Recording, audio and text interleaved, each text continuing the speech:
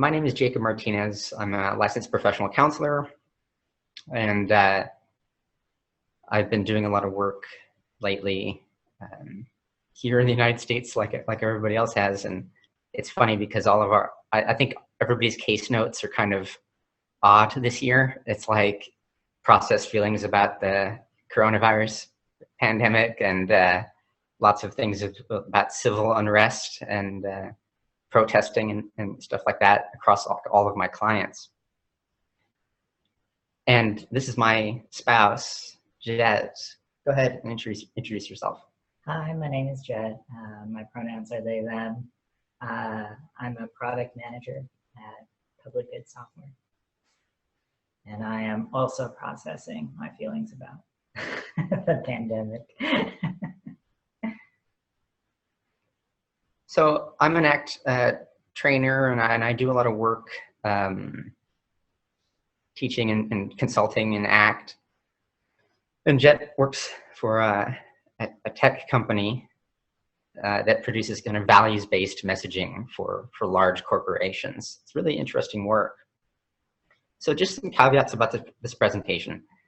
We designed this presentation months ago, right? And so everything is moving so quickly in the world right now, and especially in the United States, that as time has gone on, I was kind of reworking this presentation over and over and over again, up to and including like 15 minutes ago, trying to get it as relevant as I could possibly get it for today's day and age.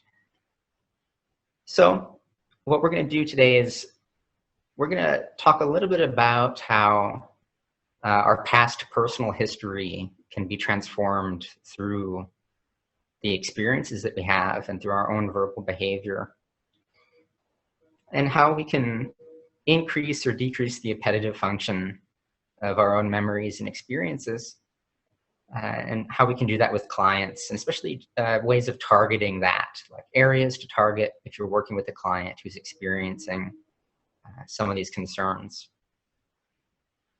And to do that, we're going to be using some personal stories, or at least one personal story, and Jet's going to talk a little bit about their experience from this past year and past history. And then what I'm going to do is provide some input as if Jet was a client of mine, and then I'll break down what I'm doing with some diagrams for everybody to look at. So we'll keep it very loose today. So there's going to be plenty of room for discussion. So please, I would encourage you to use the chat function if you have any questions or anything like that. We want to hear from you.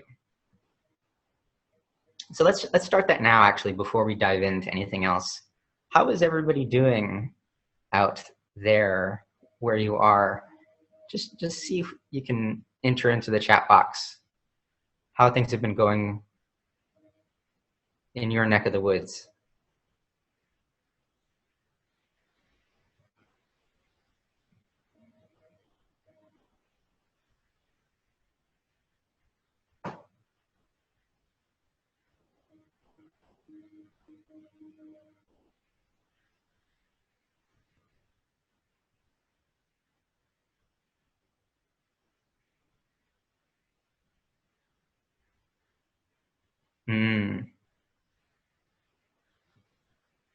Yeah, so I'm reading the chat. They're coming in. It's been wild, confusing, and sometimes scary. Carmen can't complain. And Jennifer, yeah, not well. It's been extremely tiring for me these past few weeks as well. Even today, I'm just feeling it. So I think a lot of us as citizens and then as helpers are really feeling the pressure of things going on right now. And Dio, I'm glad to see you here in the presentation. Well, let's kind of get started, because I want us to be able to look at something that really has value for those of you attending who are clinicians and are working with clients right now. So in order to do that, Jet's gonna tell a little story and hopefully get some emotions evoked so we can do some work with those emotions here in this room. So Jet, please go ahead, and floor is yours. Alrighty. Yeah, so, man, it feels like forever ago now, but was that probably about a month ago when the story broke about the Goya president's support of the United States president broke. I listened to daily news podcasts, and typically they're good about these sorts of things, but when the story broke, they were very dismissive about it. If you harken back to that time, there was just like a lot of celebrities who were posting like tweets and pictures about with them with different cans of beans. There was a lot of like talk. So talk basically centered around, you know, finding other brands to support other than Goya. And this podcast, which you typically, you know, is a little bit better about these issues, really dismissed the whole thing. They were just like, oh, I don't want to talk about beans. Like, who cares? Who cares about beans? And that was like the long and short of it. And as I was listening to it, like, I could like feel something wrong. Like I could feel myself getting upset. And it took me a moment to process why I had that reaction to this dismissal. And I realized that, like, for me, growing up, I'm a half Puerto Rican person. I've never been to Puerto Rico, and that's on my family. We have some complicated history. So my connection to being a Puerto Rican person was always eating the Puerto Rican food. And when I was growing up as a kid, like, we were not always financially stable. And a lot of the times Goya was the only option as far as like getting these ingredients for these foods. So for me, it was a lot of, when I was growing up, I was thinking about, we would eat these Puerto Rican foods at like Christmas or holidays, or when family would come into town. So I realized that, like, when I heard like, oh, it's just beans, for me, it wasn't that. This was my, you know, these were my Christmases growing up. This is the connection that I have with my past, with my grandparents' stories, with my parents' stories, well, my dad's stories. And now I have these memories of like my childhood intermingled with these memories of the United States president literally throwing paper towels at people in the middle of a crisis, completely abandoning them for years, even still to this day. And so it just felt wrong to like just brush it off and say, oh, that's just beans, because for a lot of people, it's not. This was like, Goya was the only brand, the only choice we had here on the mainland. And I know, like, that's true for me as a Puerto Rican. I know that's true for other folks in Latin America and Central America. So that was kind of the impetus for this conversation. So now I am here with my cherished childhood memories, just kind of stained with this political situation that we're in. Yeah. And so what I'd like to do, let me go back to my slides here. What I want us to do here in the chat is I want y'all to see if you can find what relationships did you notice there in Jet's story about their Puerto Rican experience being here and living in the Chicago area, and really these cans of Goya product meaning a lot more than what is just inside the can.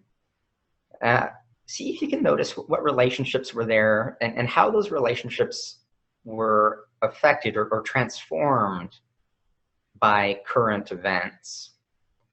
And I want you to also see if you can notice what appellatives and aversives were in Jet's story. If you don't know those words, you can just think of the word appetite. Appellative is something, "Ooh, I want more of that." Aversive is something, "Ooh, I want less of that." So if you were listening there, you can spot those appellatives and those aversives. See, I'm gonna get the chat going. Go ahead and just type in, what did you notice in terms of the relations that Jet is making with their own experience, how those relations or those relationships were transformed by current events, and what were some of those functions, those evoking functions, the appellatives and the aversives that you saw just listening to that story.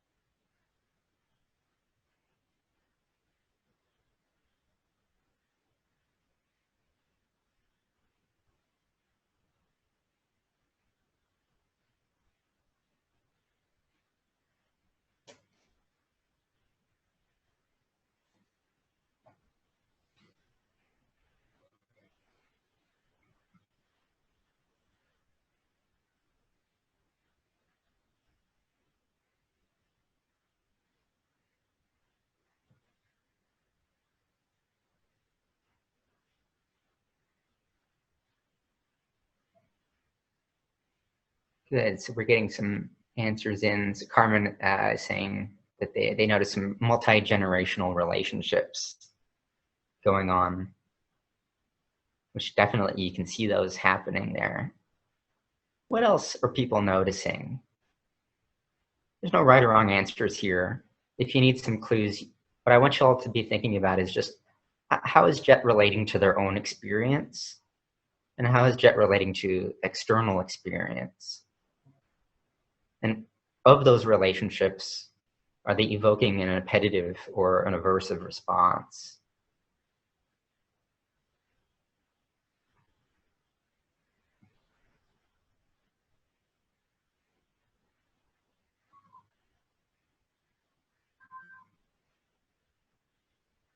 Yeah, looks like AX Bar in the chat is saying, I'm hearing the product or brand was an anchor for identity with a positive valence, and that cue or anchor later within the current political context then became associated with oppression, which is a fantastic way of phrasing that. I love that metaphor of the anchor for the identity. That's a very useful metaphor that you could use in a lot of different ways. If you were sitting in front of Jet, and Jet was a client of yours. Oh, I see. Carmen asked in the chat, is there a way to see all the responses? If y'all are talking in the chat, when it says to, if you go right there on the drop-down menu of the to, you might be sending a message to all panelists or all panelists and attendees. So everybody who's typing in the chat should be sending messages to all panelists and attendees. Otherwise, you won't be able to see each other in the chat, and only we can see them as panelists. So go in that drop down and make sure you're sending the chats also to all attendees so that everybody can participate in the chat. I'm gonna copy and paste in the comment that Bar put in there. There we go.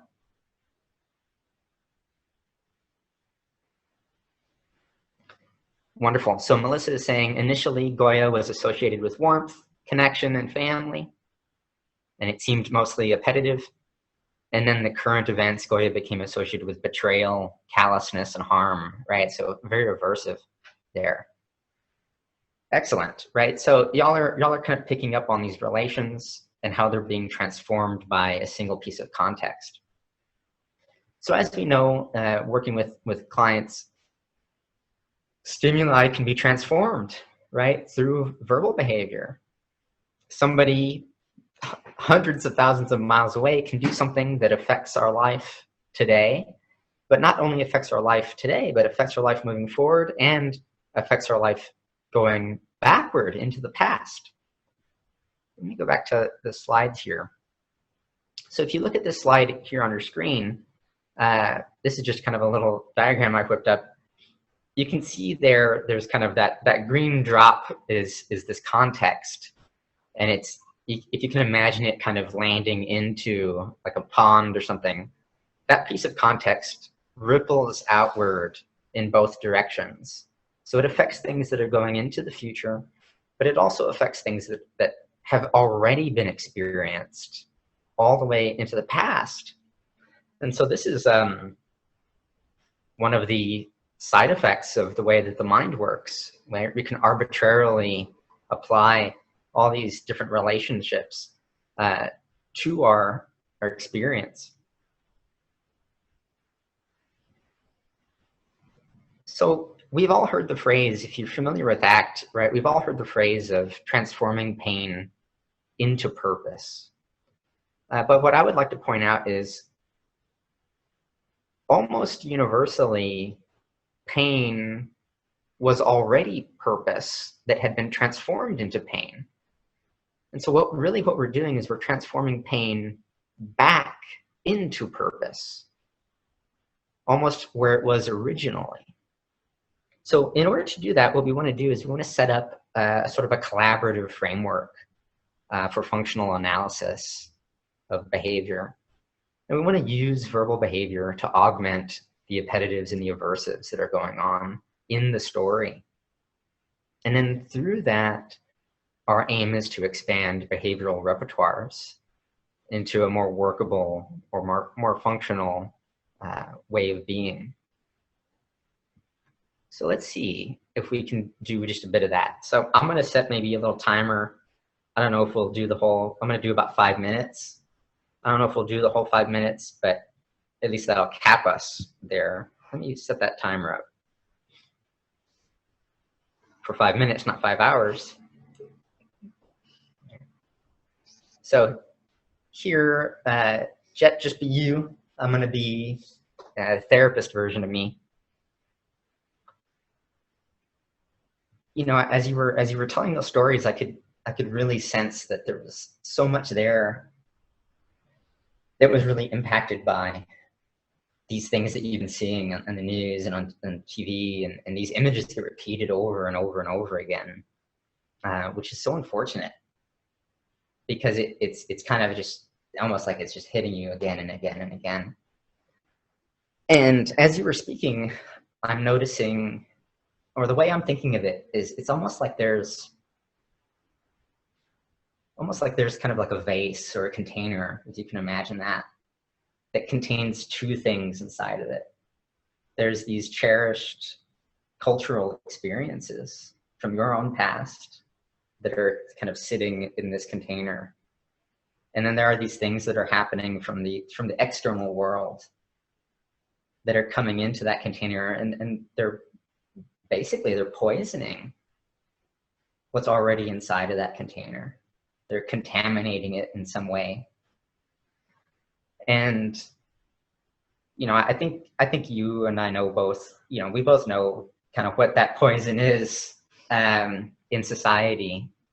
And so I think we have a kind of a good sense of where that comes from, But I'm really interested in hearing a little bit more about those experiences that are being poisoned, those cherished memories.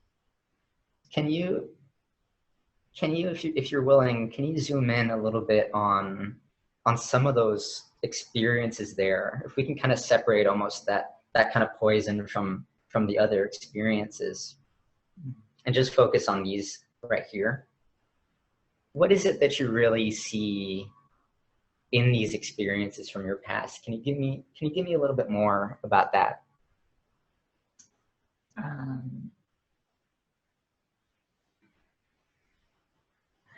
I guess, so it's complicated, right? So for me, particularly, like, as a biracial person, I guess, like, I think about, like, my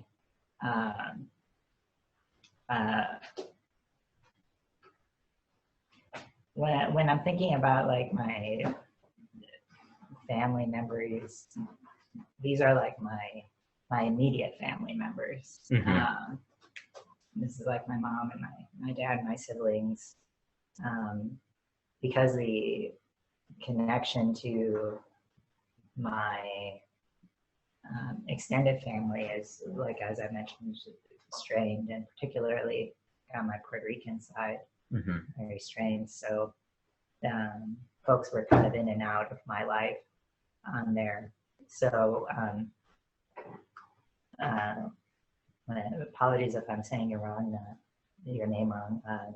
When X said, like, anchored, that resonated with me, particularly because I think what those I feel like my connection with that Puerto Rican part of my family and that part of my family's history is very unstable and very tenuous. And I think that's why, like, I feel particularly protective of it. Mm-hmm. Can I stop you? Don't fight it. Let it come out. I can see something going on right here. Let it come out. It's okay.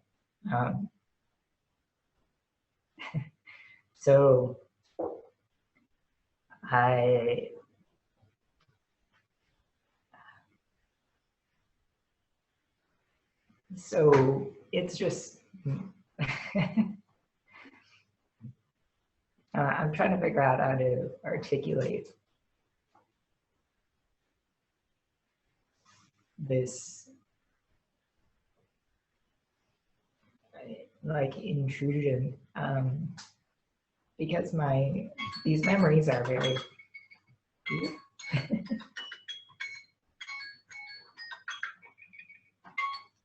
So that's our time. 5 minutes.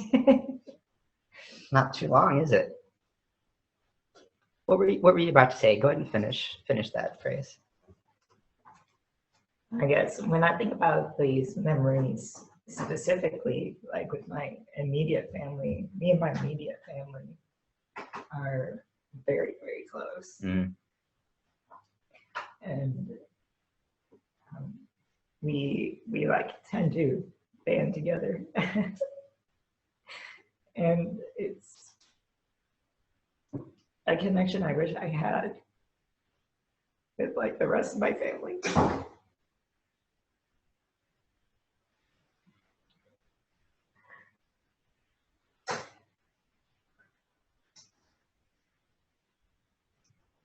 Yeah.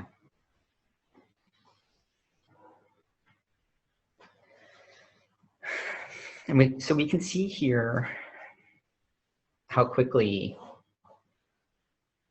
you know, a can of beans can become something that's so much more than a can of beans, or I guess in a Puerto Rican case, a can of gandules.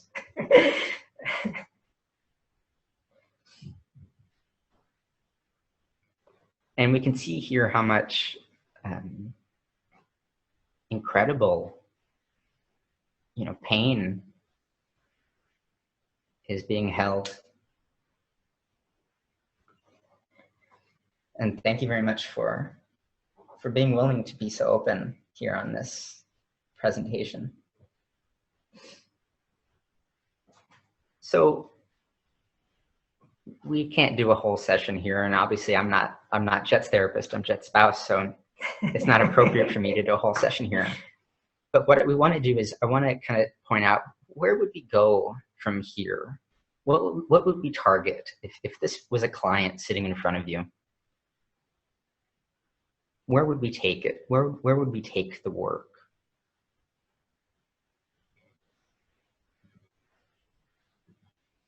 So I've prepared a few different diagrams. Let me stop this sharing, and I'm going to share these diagrams. And I'm going to kind of go over what is going on in the back of my mind as I'm listening to Jet talk. And I'm kind of putting these pieces in place. And if I was working with this client, this is kind of the context of what I would want to do with this client. So let's see. So you should be seeing a big green circle. If you're not seeing that, put it in the chat so we can fix it. There we go. So we've got this, what I used as a metaphor of poison. So I set up a context right in the beginning of, I'm imagining kind of like a vase or a vessel that is containing two separate things. What I call cherished memories. And then this external thing, which is coming in and is just kind of poisoning or contaminating the rest of what is there. And so we can contextualize that as kind of a poisoned, cherished memory. And so my aim in setting up this metaphor is to actually split the cherished memories away from this external thing that is the poison. So just subtly through my verbal behavior, I'm trying to set up a relationship of distinction between the cherished memories and the poison itself.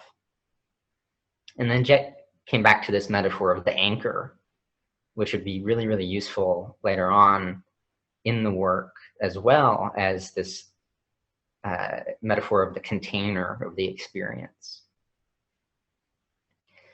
There's a reason we want these two things to be distinct. Well, one is because if the poison is overlapping the cherished memory, it's contaminating the whole thing. But we want to get some separation there between the two. And so I asked Jet to kind of zoom in on a piece of that experience that was just the cherished memory. And you could see how they were able to do it, but it was very evocative. Those cherished memories were very powerful. And so they contain a lot in there. And so we want to get that kind of really separated out from the poison, because we want to be able to use what is inside of those cherished memories.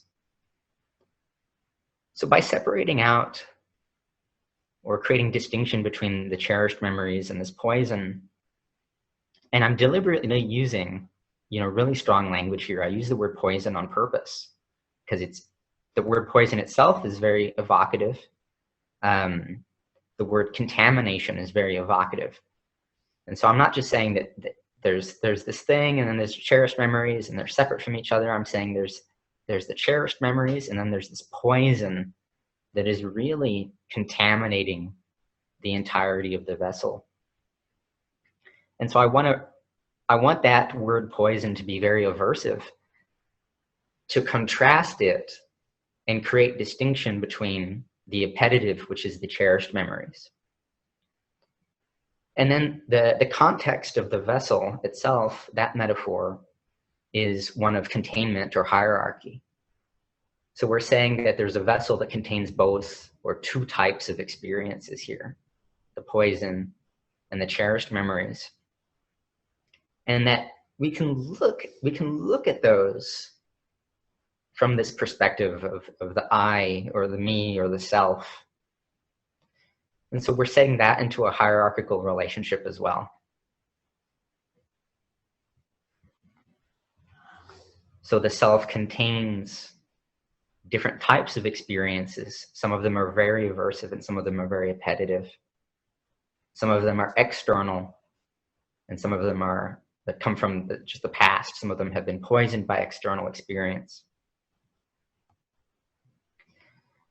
Moving forward with a client who's presenting in this way, what we want to do is we want to set up the self as observer in the hierarchy that we just created, so that the observer can attend to different aspects of their experience. They can view all of their types of experience. They can view the poison that is coming from the external, and they can view the cherished memories essentially separately. They can kind of go back and forth and look and see different parts and zoom in on different parts of those experiences. And what we would find is, if we are the observer, and if I ask Jet let's just focus on the parts that have been poisoned here, that will evoke a certain experience. And those evoked experiences might be, any number of things. But what I've got here is pain, fear, anger. What else would show up there? If I ask you just to focus on those images that are kind of coming into that vessel, what kind of experience is evoked for you? It might show up here. What do you think? I would say lots of like even more than anger, like rage, disgust. Mm-hmm. Yeah. Good words. These are good words because they're incredibly useful. So we want the client to be able to talk about their experience using language that is very tactile, language that we can kind of really kind of see. So if the language is a little bit too vague, we would want to kind of help the client clarify those experiences. On the other end, if we ask the client to now focus on the cherished memories, just those cherished aspects of the experience, you will see that evokes another set of experience. And then these are just three that I threw up there: love, admiration, caring. And I think you can see a little bit of that in Jet's story, right? The admiration for the family unit, the love that is there between the members of the family, away from the island, and the deep caring that is there. What else do you think is evoked when you focus kind of just on those cherished pieces of your experience? I think for me, there is a lot of warmth, the kind of complicated Mm-hmm. warmth in my case.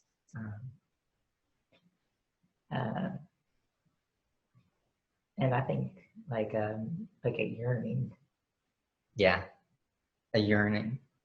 Excellent, good. So we're on the right track here. So essentially, we've created kind of a little map that looks like this, and we see that the observer or the self has an incredible number of experiences. it's not just the poison and the cherished memories, it's all that those things evoke in us. And so in ACT terms, this might be familiar to you. If you were doing ACT work, you might call this self as context. So we're seeing here all of the different aspects of the experience that we're containing, and the ability to shift perspectives towards these different experiences. And now if we're literally mapping this out on a piece of paper, because I really advocate for doing things collaboratively with clients in terms of the case conceptualization. So I never want the case conceptualization to be something that is just in my head, in the background, or outside of session. I always want the case conceptualization to be a collaborative experience with the client. And so you could do, like on a piece of paper or on a whiteboard or on a table with some sticky notes, you could create a map that looks very similar to this. Using spatial and visual cues, what this does is it forces the mind to create or derive different relations, different types of relating between their experience. And therefore, it also forces the perspective shifting. So if I can put myself as the observer way at the top of the hierarchy, and then all of my experience below that, well, I'm visually seeing that there's a hierarchy there. If I can say that this, if I'm drawing a circle or something, this circle is me, and then all of my experiences within that circle, then I've got a nice setup then for self as context work.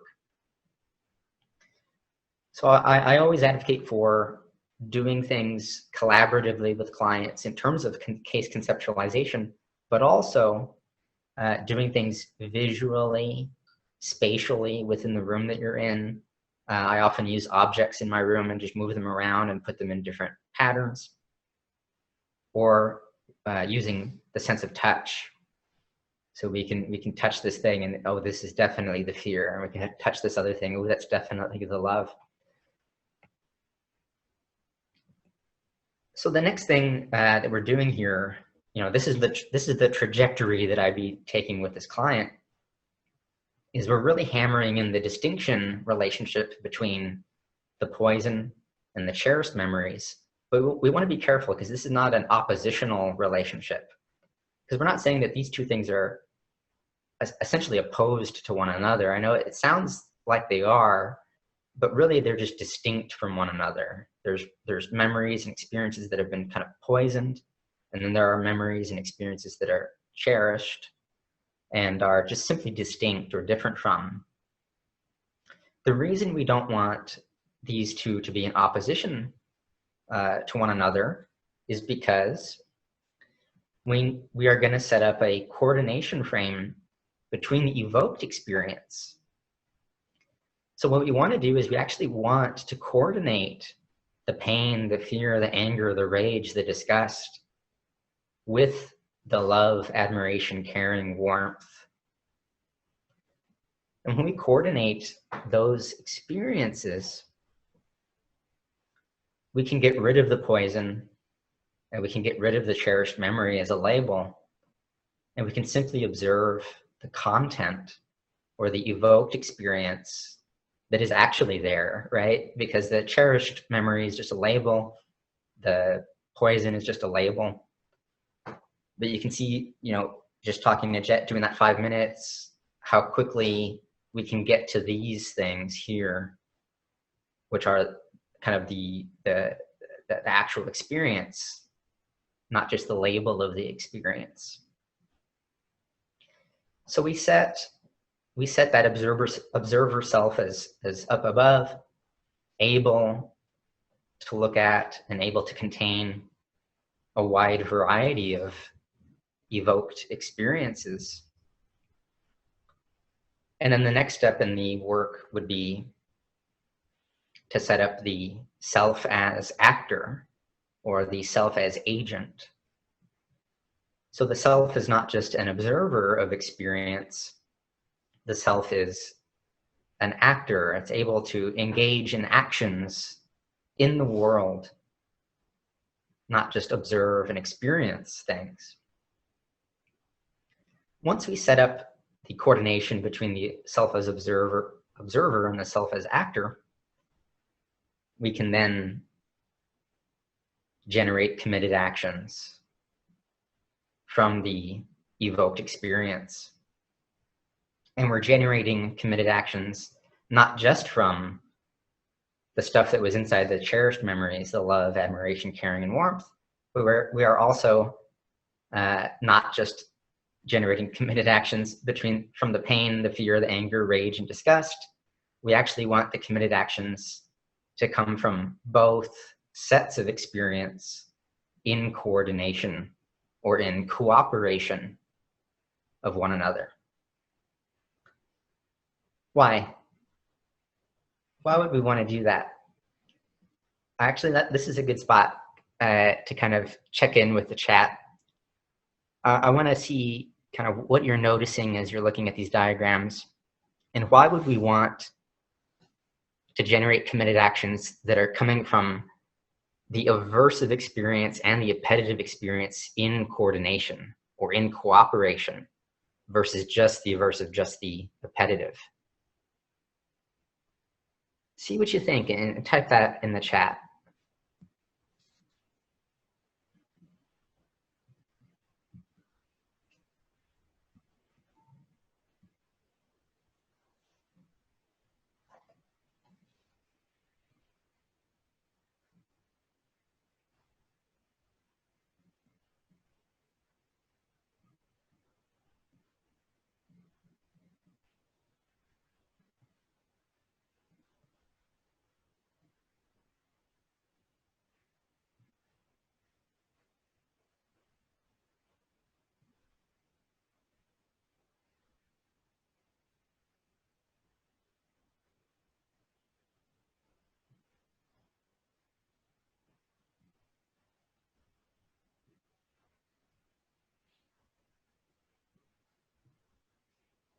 So Mary says, they're both linked and difficult to separate, and both can contribute to valued action. Rachel says, we hurt where we care. So the appetitive and the aversive are kind of like two sides of the same coin.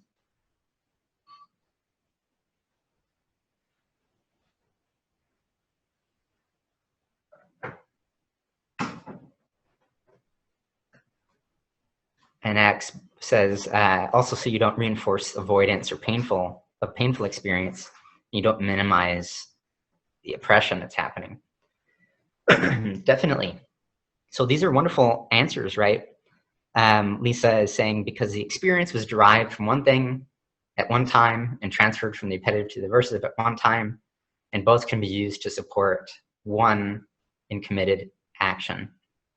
Pain motivates just as good experience does, right? Wonderful. So y'all are definitely seeing it. I think one of the things that from my point of view is we could very easily kind of just try to derive committed actions from the love, the admiration, the caring, the warmth. And we could try to derive committed actions just from the pain, the fear, the anger. And those committed actions would be very different from one another, perhaps, in terms of form and in terms of function. So I don't know if we want to do that in this case. I think that if we want to create some kind of true committed action that is really transforming that pain into purpose, not just general purpose, but purpose that is relevant to this kind of, to use that word oppression, or to use the word cultural identity or justice or social justice, you really do have to draw from both sides of that coin. Because if we're just trying to do the committed actions from the love, the admiration, the warmth, the caring, we're going to get kind of, you know, for lack of a better word, kind of wishy-washy committed actions. We're going to get the kind of like the lovey-dovey stuff that maybe doesn't do as much as it could do. And if we only draw from the pain and the fear and the anger and the rage and the disgust, we're going to get, you know, well, we're going to get other things, potentially destructive things that might come from that. So we want to combine the two. We want to say, how can the pain and the love cooperate with each other? How can the fear and the admiration cooperate? How can the disgust and the caring cooperate with one another to actually do something that matters? So this is kind of the trajectory that I would take with a client. It's not the trajectory. It's not the only thing that you could do with a client who's presenting in this way, but it's where I tend to go when I work with clients who are experiencing this. So as I was creating this presentation, I'm doing it. I'm doing the diagrams. I'm like, yeah, it's good, whatever. And then I can't help but think, you know, like, what about the oppressors?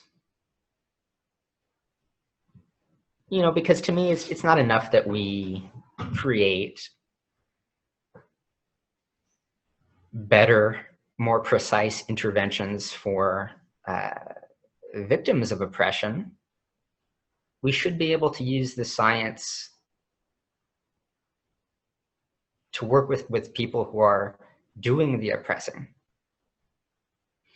And so I wrote like a whole nother presentation, and I ended up just scrapping it because I was like, how, you know, dismantling white supremacy using RFT and stuff like that, right? And I wrote an entire thing on, you know, how to destabilize QAnon using RFT.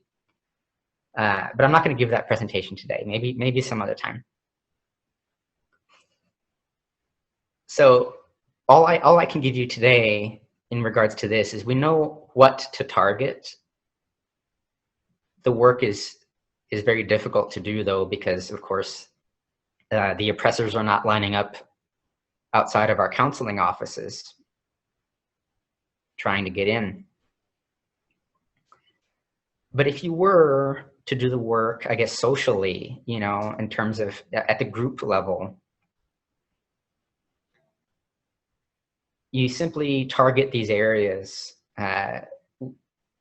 Well, we're talking mostly in the context of white supremacy here, and right-wing authoritarianism, and those who bend towards social dominance orientation. They come in very similar patterns to one another. At the top, they have this kind of I, the me, their self, and then there's two pillars. There's how they relate to themselves, the me-me relationship, and then there's how they relate to others, the me-other relationship. And on the me-me end, the relations there are me as under threat, me as victim. And then there's inherently the me as fragile. And some people characterize this as me weak, me as weak. Although I don't think it is weak. I think fragile is a better word to use. It's me as fragile, me afraid that I will be broken. Because although we see the striving for power and the striving for strength from these groups, no matter how strong they get or how much power they have, it never is enough. Because at the end of the day, the fragility is still there. On the other end, the me as other, the relations that are dominant are me as superior to others and me as distinct to others. So if we were to design a treatment for this, we'd want to, not necessarily in this order, but we would want to create a very strong observer self, the ability to kind of see the networks and say, oh, wait a minute, Like I can kind of take a look at these different parts of what's going on for me. And then we want to target these sets of relations, the me relations, me under threat, me fragile. We want to transform those using verbal behavior and direct experience and derived experience to something closer to me durable, me flexible. In other words, my cultural identity is durable. It's not under threat. I'm not in danger of becoming extinct. We want to create this idea that things that are fragile are also very rigid. And we want to really hammer in the relationship that flexibility is strength. Flexibility is the cure for fragility. So the ability to be flexible will actually give you what you need rather than the quest for power. And then on the other end, the me-other relation, we want to try to transform those into others as cooperators and others as safe and equals, rather than others as completely separate from me, no similarities to me at all. Now this happens all the time. We don't really see it because when it works, you just, you don't become a Nazi.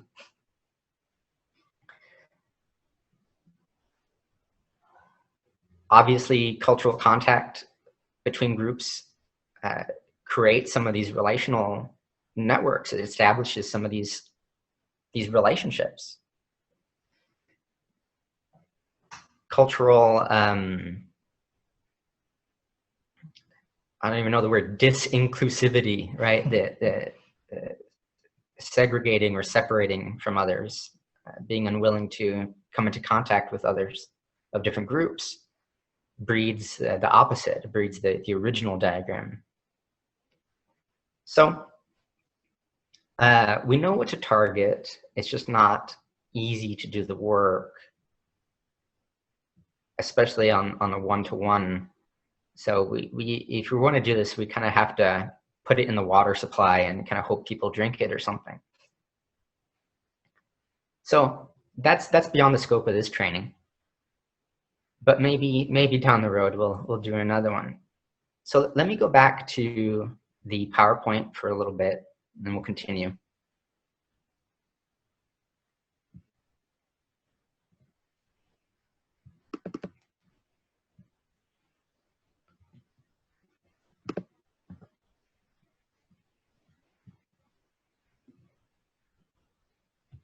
Good.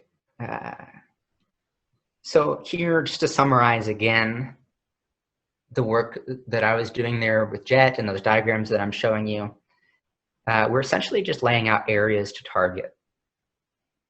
The first is just assessing how the client is relating to their own experience. The second target is attempting to orient the client to different parts of their experience across emotions, cognitions, time, and so forth.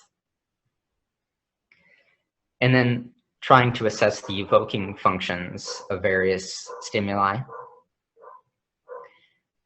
And then from there, we can contact and draw out values from that rich content, and then establish context of hierarchical framing and the deictic I, which allows perspective taking. Before we move on, let's do another quick discussion round if you can. So don't be shy in the chat. What stands out to you about kind of what I'm talking about here? Why is this important? And what comes next? Let me go that slide back. There you go, Lisa. I just want to get your sense of what stands out to you about what I'm talking about here. Why is this important to do or to focus on?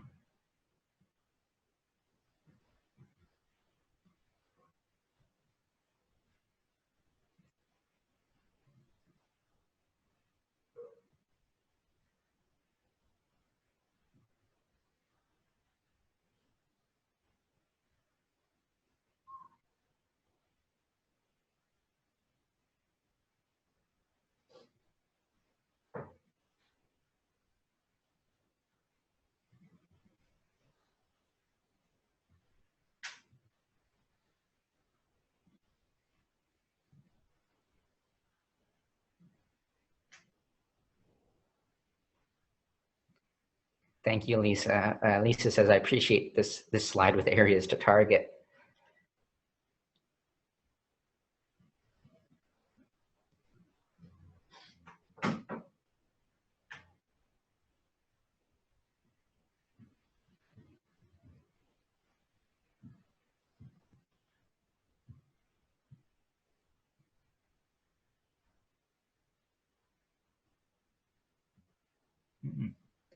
Melissa is saying, if people who are being oppressed can know their own power, there is more hope. Knowing our internal experiences brings us power.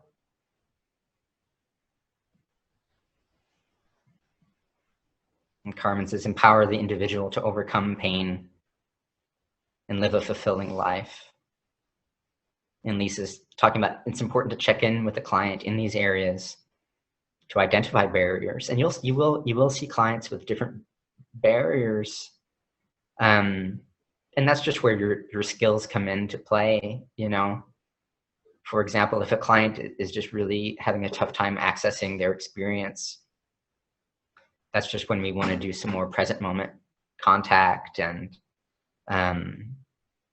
acceptance and just trying to expand that emotional vocabulary. Rachel's saying clients can become stuck and fused with limited parts of their experience. We want to open up to other parts to help enhance workability. So yeah, perfect way of phrasing that one. Clients will become stuck on the poison,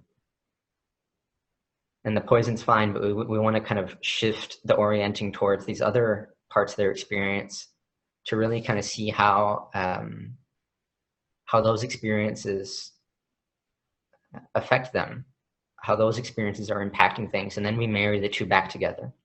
And then the poison's not really poison anymore. It's kind of like a fuel. You still don't want to drink it.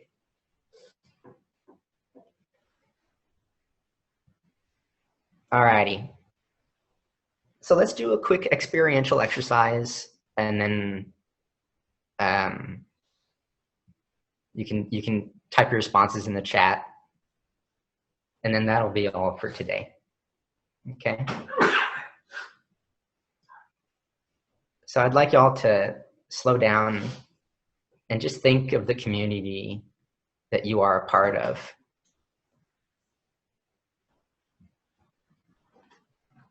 And I want you to think, what is painful about my community right now? Take a second to think about that. And when you have it, type it into the chat box.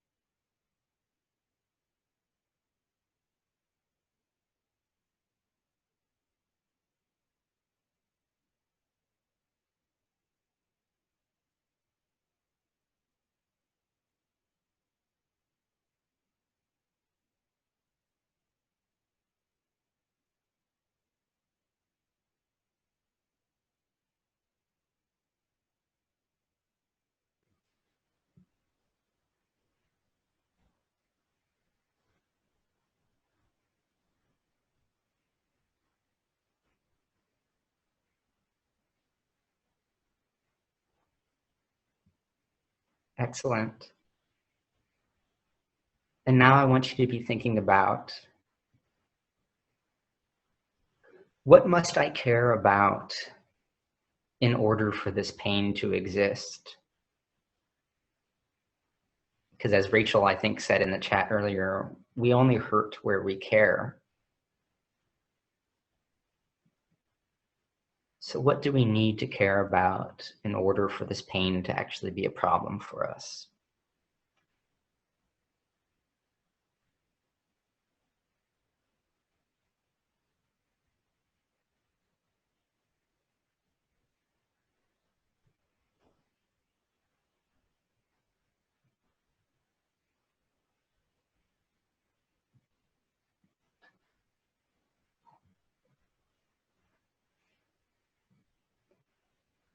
And now I want you to think, what emotions are embedded inside the emotions I'm feeling? What that means is every emotion has kind of an action urge to it, like it wants you to do something. It wants you to really move your hands and your feet. What emotion is embedded inside these emotions that you're feeling when you think about your own community?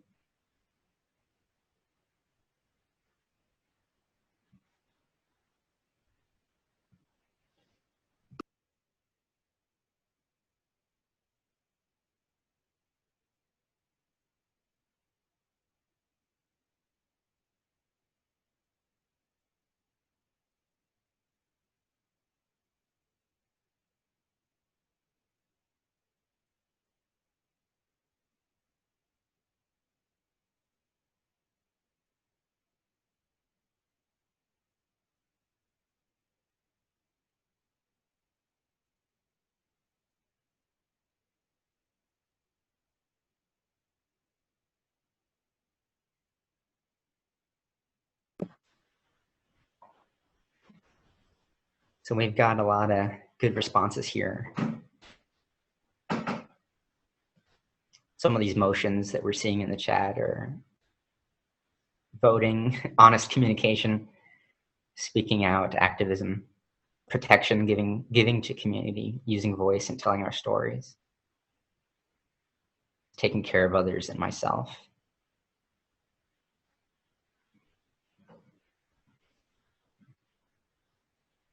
Good.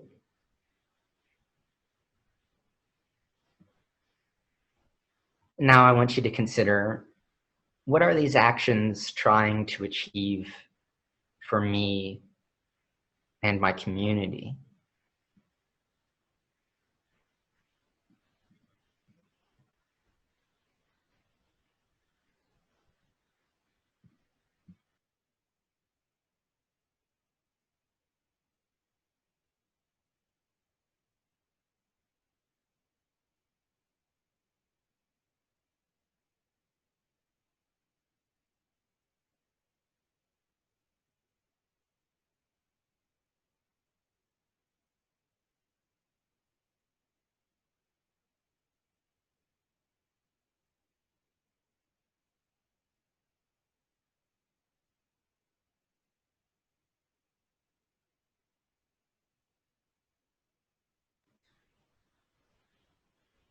Some more beautiful things coming in from the chat here, right? Kindness, unity, solidarity, stability, to stand firm in vulnerability, to honor how we are all interconnected, mutual cooperation, reverence for each other. Yeah.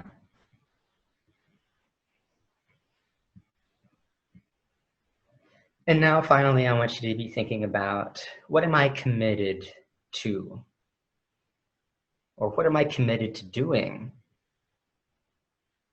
Even 10 minutes from now.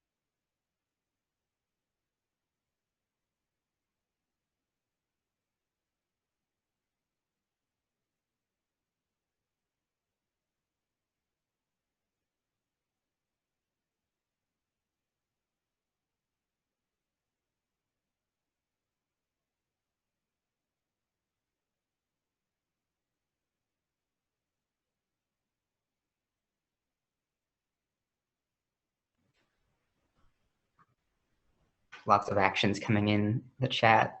Standing by the mailbox, waiting for the ballot to arrive. Visiting family. Completing your dissertation on this topic. Wow. That's a good one.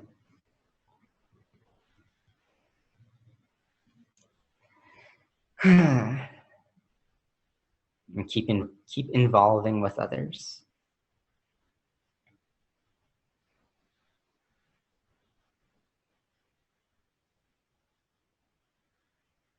Y'all are reminding me of this quote.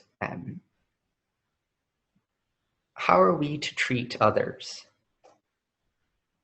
There are no others.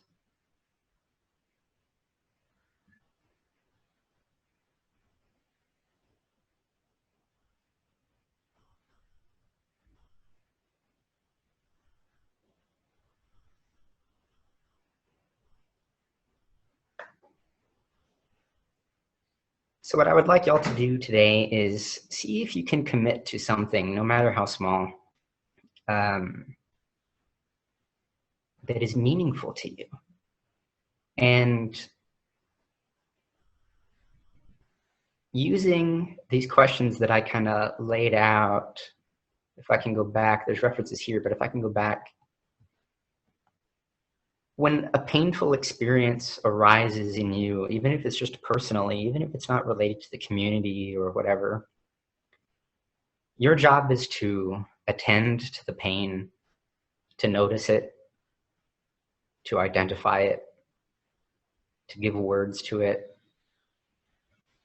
And then your job is to ask yourself, what must I care about in order for this pain to exist? When you ask yourself that question, a path opens up for you. And you are able now to follow the caring instead of just following the pain. And the caring and the pain can cooperate with one another to produce motions that are embedded inside the emotions that you're feeling.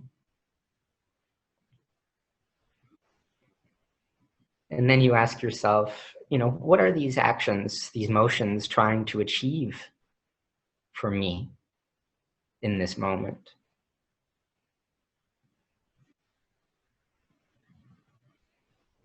And finally, what am I committed to? What am I committed to doing, even right now?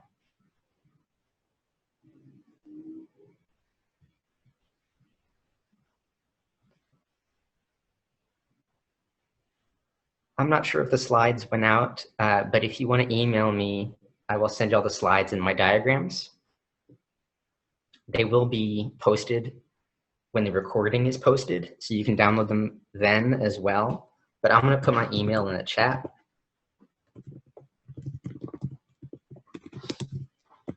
And if anybody wants to email me about anything, whether it's the slides or otherwise, please do. And I'll be happy to speak to you. Well, thank you all very much for attending today. Jet, any final comments? No, thank you. Thank you all for coming and participating. I'm very encouraged by the things I've seen today. All right, guys. Have a good rest of the night. Oh. We're just reading the comments.